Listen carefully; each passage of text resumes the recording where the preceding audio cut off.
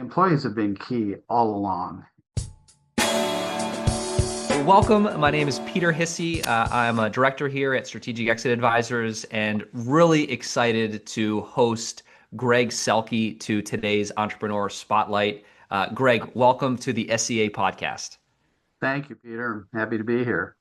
So, Greg's background, I've gotten to know Greg over the last few years. Greg started Oneexia in 1984 and has built it to now it is a part of a large organization. It's a part of Doosan Robotics. So, over that 40 plus year history, there's a lot of steps that went into getting you where you are today, which is now officially out of the business. But, Greg, would love to hear about how your entrepreneurial journey started.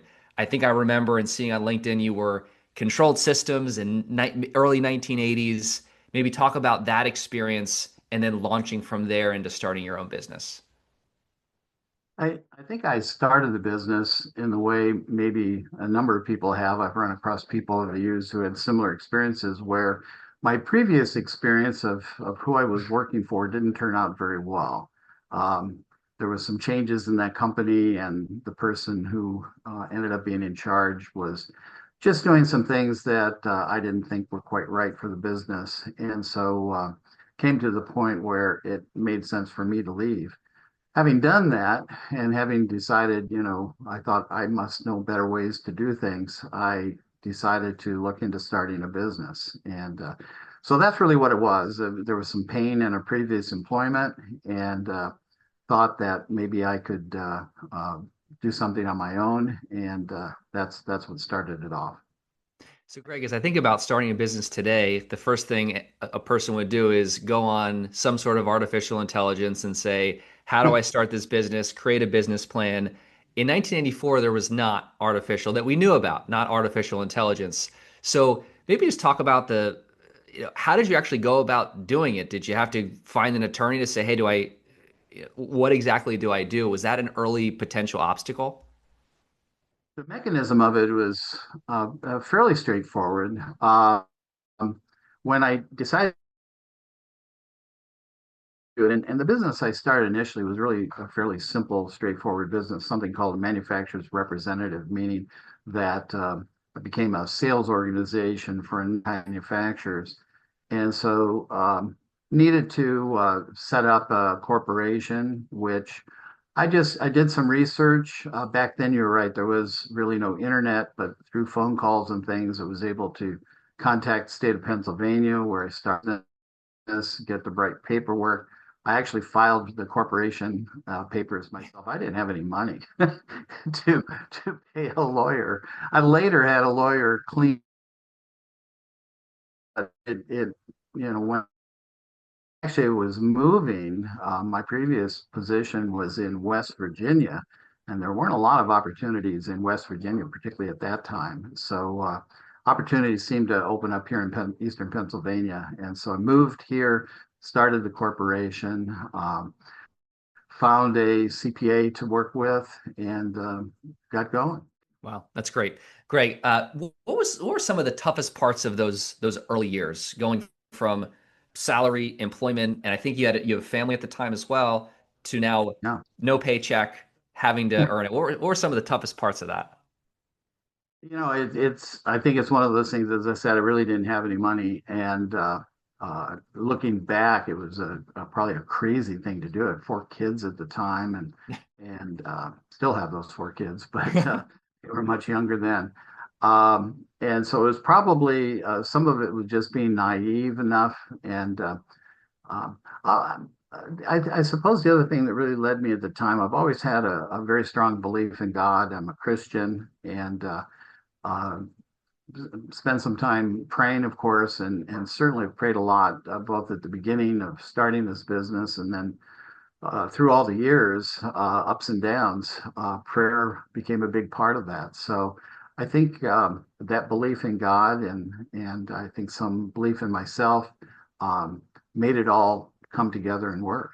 Yeah, that's great to hear, and especially when there's less surety in what you were doing. There's more dependence on God, right? It's a great thing. Yeah, because you started pretty early on in your career, who were some of your, or did you have any key mentors that guided you as the business started? Um, Not necessarily mentors, but I had a lot of people I knew in the industry. Even though I was still relatively young back then, I'd been involved in working with other sales organizations all around the country, working with a lot of really good people. And that network was very helpful early on in helping me to find product lines to become involved with. Always been interested in technology and was able to get involved with some very early technology for manufacturing, particularly for machine automation. And a lot of that came through contacts and people I knew in the industry who were already doing some similar things.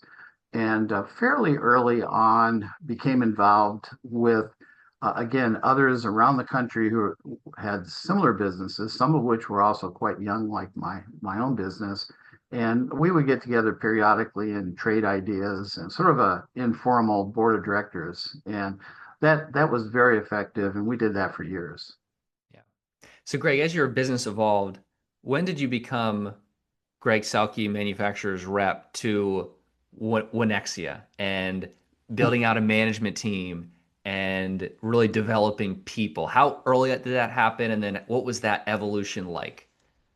I hired my first employee a little under 2 years into the business, and then we just sort of took off from there. I actually started working out of a bedroom of the house, and then rented our first building roughly 2 years into the business.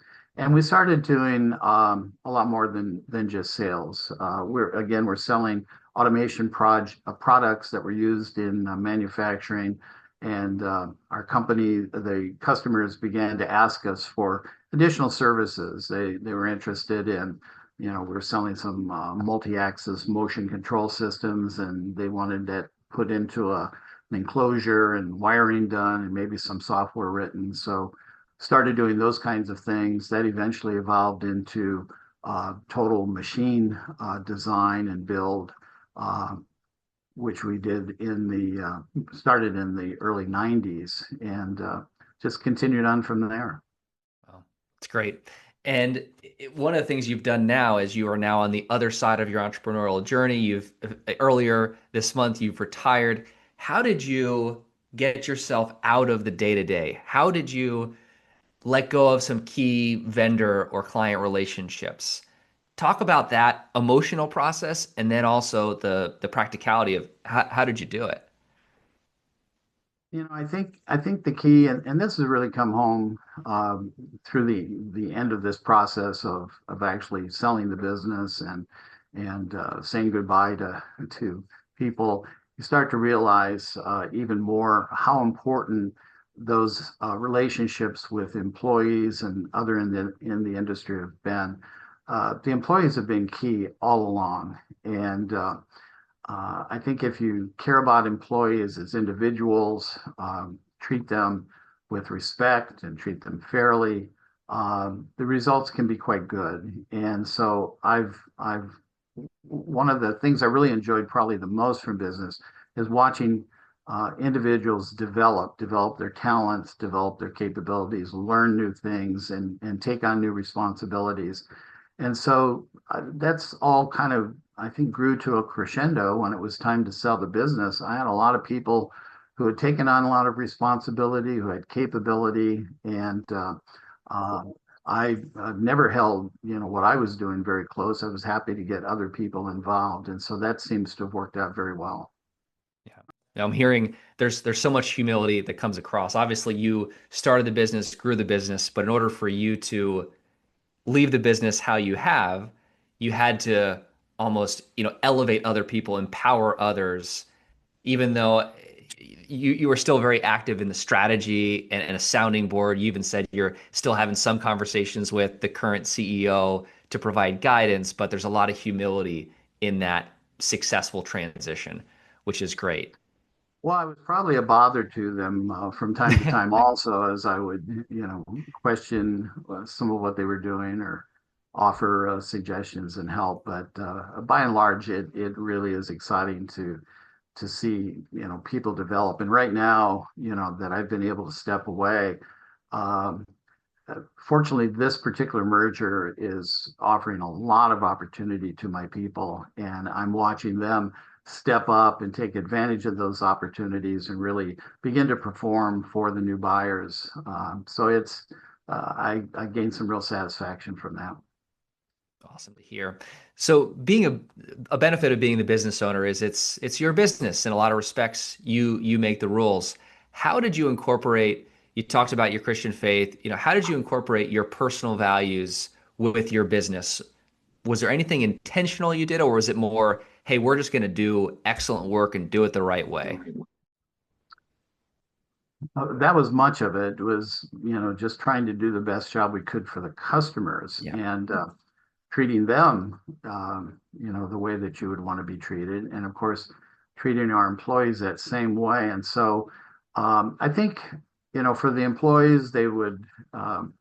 A lot of it is, people watch you to see how you actually are dealing with things, and we've always tried to deal very fairly with customers and care about them. I think the employees also saw that and they mirrored very much of that. And so, I mean, there's just that whole becomes a circle of caring and interest and just, as you said, trying to do the right things. As a Christian, I have a little trouble when people talk about Christian businesses because Hmm. being a Christian is a personal relationship with Jesus, and I don't think a business has that relationship. But Yeah. you can operate as a Christian, and you can have Christian principles, Hmm. and that's attracted many of our employees also like that. Many of them are Christians, and so it just all works together. One of the things that also worked in this merger is, as I think over the years of my career in those early days, as you looked at what was happening among corporations and some of the corporate raiders and things that like that would take place, they had little regard for employees, and they Hmm. would, buy a company and just wipe out huge sections of people. That's no longer the case much, and it certainly wasn't the case in our looking to transition our business. Everyone we talked to, every potential buyer, they really wanted to know about the people because people are very difficult to find. Good people, reliable people are a real asset in a business, and we were fortunate that we had developed that asset with a lot of good people, and I think that helped make us more attractive to the companies who were interested in us. Absolutely. So, Greg, I have a two-part question. We'll start with the first part of it to finish. What was the best advice you've ever received as a business owner? Good question. I think early on I got some advice of, I don't know if this is the best, but it just comes to mind quickly. One thing that was really helpful in the business was developing good banking relationships. You never know when you're going to need to rely on a bank, and again, this is something easier to do 30 years ago when the banks were smaller. There were more community banks. You could get to know the banker, and I was very fortunate to do that early on and continue with some of the same people for 20, 30 years. But that kind of relationship really helps because businesses go through ups and downs, good times and bad. And if the banker knows your business, knows you, there's a trust that develops that can really work out well. So early on, I was advised to develop good banking relationships, and that certainly did serve me well. I probably had one personal relationship, and they were at six different banks or something like that, right? That's the story of People would ask consolidation me, there. where I banked, and I would say, "Well, I don't have a bank, I have a banker." And that's Yes. exactly right. One Yes. fellow, I tracked most of his career, wonderful guy, and I think he had three or four different names on the business cards. Yeah. Right. And the last question, Greg, is so people listening to this they're involved in the entrepreneurial network. They could be advisors to entrepreneurs, they could be young entrepreneurs themselves, they could be students who are aspiring to this, starting their own business. What advice would you give to our audience, to a young entrepreneur? Well, care about people. You know, I've heard it said sometimes business would be easy if it wasn't for money and people, but both of those things are really important. So, keep an eye on your cash flow and care about people. Those are probably two of the primary things that will really help a business. That's great. So, Greg, that's all of the agenda I have for you. I think maybe a last question is talk to us about what does retirement look like? You are now on the other side of being a business owner. Do you have a lot to do? We know you bought the farm, but what does retirement look like? Ask me that in a year, and I'll probably have a better answer. It hasn't been a full month yet, and it's been an interesting transition, and much of that is just mental. I've spent 41 years thinking about cash flow, thinking about projects and how they were coming along, and thinking about employees and being responsible for all of those kinds of things. And not having that responsibility is hard to realize. And so there's maybe an easing of my mind that is an ongoing thing right now. I have a lot of other interests, so I really look forward to retirement. I have a lot of things I want to do, but it's certainly a transition. And sometimes I run across people who are anticipating retirement or beginning to retire who don't have activities or interests or hobbies that are really going to occupy them.